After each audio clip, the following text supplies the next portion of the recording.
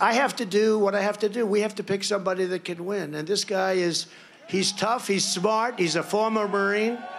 He's a Yale-educated lawyer, a great student. Went to Yale, got a law degree. He's a great student. He's a fearless MAGA fighter. He fights like crazy, and he loves Ohio, and frankly, he's a great Buckeye. So what I'd like to do is ask JD Vance, come forward. I want to pick somebody that's going to win, and this man is going to win. Come on up, JD.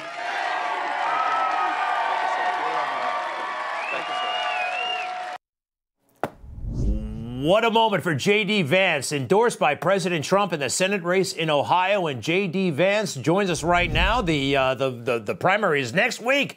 J.D. Vance, welcome to Newsmax. How's it going? It's going good, Greg. It's a great moment for us. Obviously, thrilled to have the president's support, and we've got the momentum in this race, man. So I feel very good. Fabulous. Listen, the president mentioned you were a Marine. I had never heard that from anybody other than him. It's kind of interesting. You don't emphasize that. And by the way, you deployed to Iraq. You were in from 03 to 07. Tell us a little bit about your Marine experience. And maybe you've noticed that some candidates out there really beat that Marine Corps drum. It's all good, but maybe it's a little much sometimes.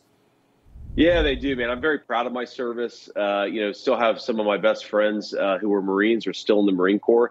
But at the end of the day, it's not a political talking point. I hate these guys who, talk about their military service, not because it's an important part of their identity, but to use it to deflect against any criticism of their record or of what they've said or done in the past. So, yeah, man, I'm a proud Marine. Semper Fi. I know you're a Marine yourself, but at the end of the day, I don't think that people should wear the Marine Corps on their sleeve to try to get political points. You wrote Hillbilly Elegy, which is an American classic. And by the way, they turned it into a Netflix film. I haven't seen it. Went through the book. This book is an important one. It changed your life. It arguably changed American culture. A couple of things. Tell the people about it. And were you happy with the movie?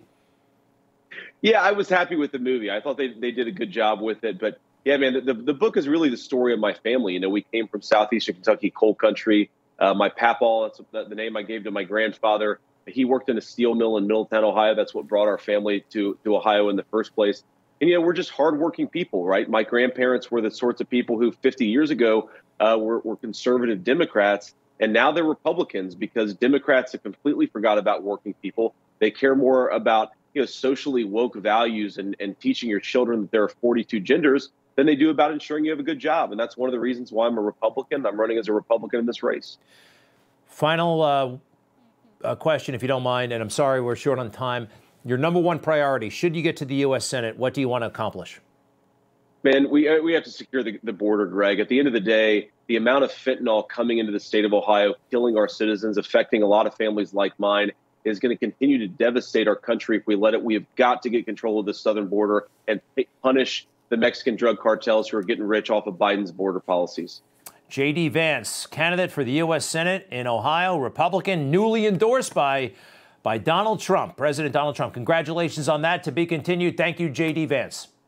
Thank you, Greg.